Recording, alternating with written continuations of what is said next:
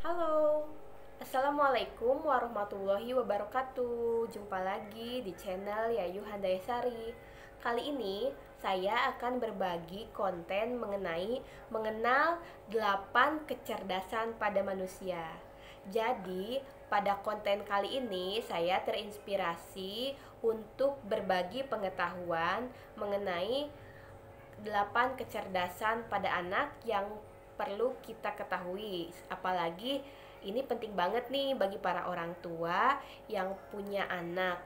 Dan kebanyakan para orang tua itu biasanya ada beberapa lah ya yang sering membanding-bandingkan anaknya dengan anak-anak yang lain. Seperti misalnya, wah, anak tetangga saya pinter ya, nggak kayak anak saya kalau diajarin matematika itu agak telat, terus nilainya juga kecil-kecil gitu. Nah, dari hal tersebut saya terinspirasi untuk berbagi pengetahuan mengenai 8 kecerdasan pada manusia.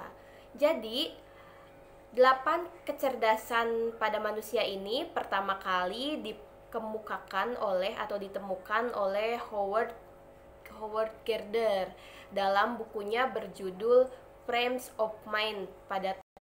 Oke, kita langsung saja ke penjelasan 8 kecerdasan manusia yang akan saya jelaskan dengan bahasa saya sendiri ya.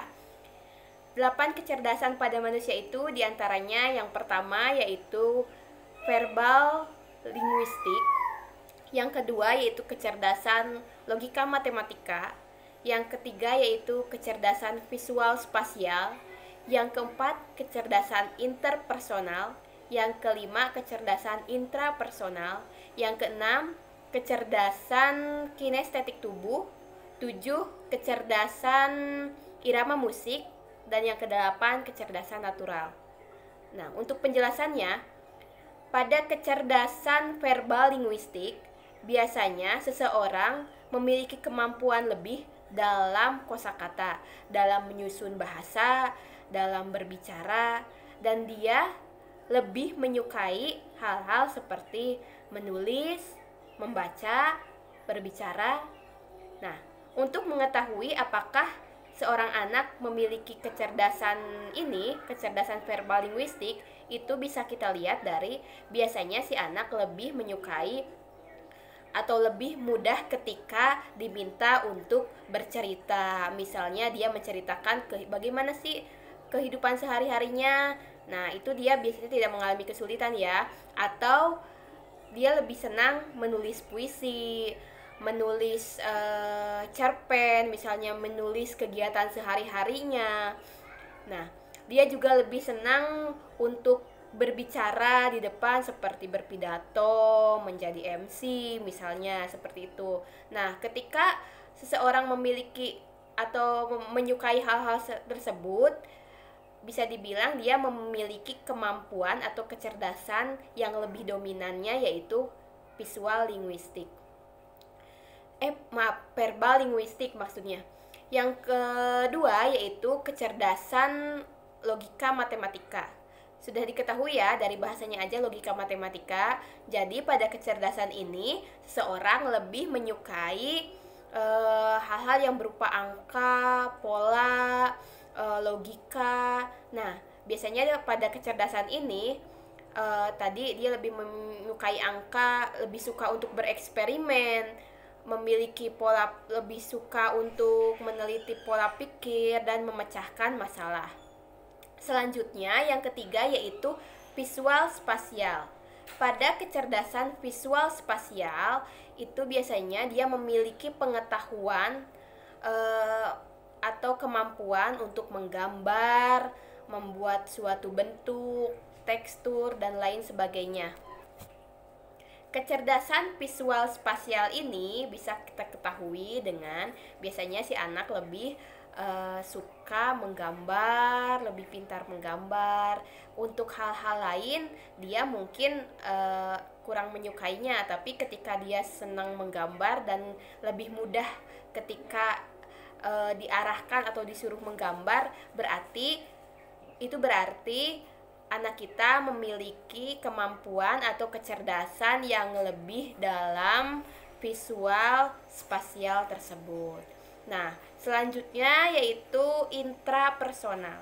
Kecerdasan intrapersonal ini merupakan kecerdasan atau kemampuan untuk merefleksikan diri sebagai manusia.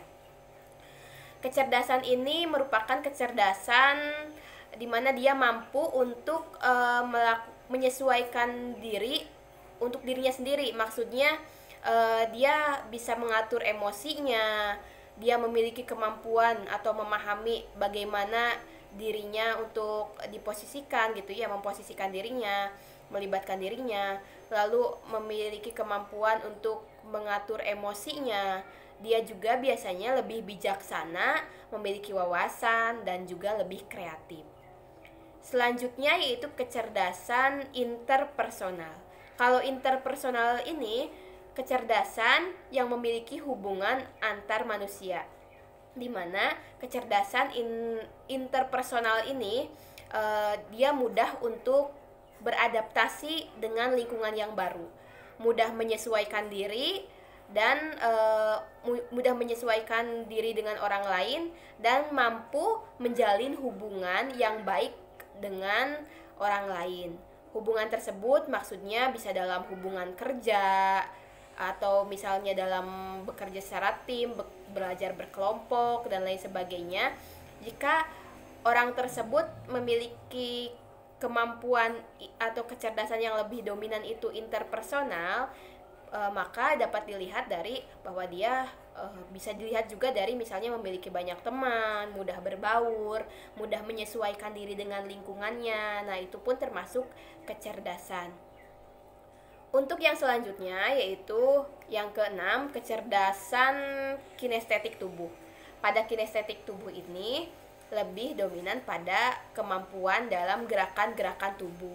Misalnya, dia lebih senang menari, kemudian mudah untuk belajar, misal belajar mengendarai motor, belajar memarkirkan kendaraan, memarkirkan mobil misalnya.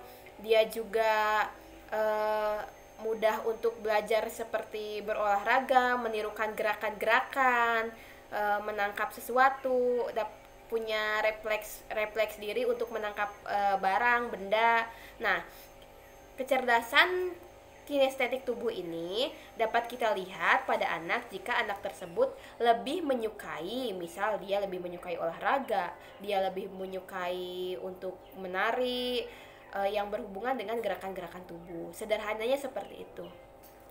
Selanjutnya yang ketujuh berarti ya, itu kecerdasan irama musik.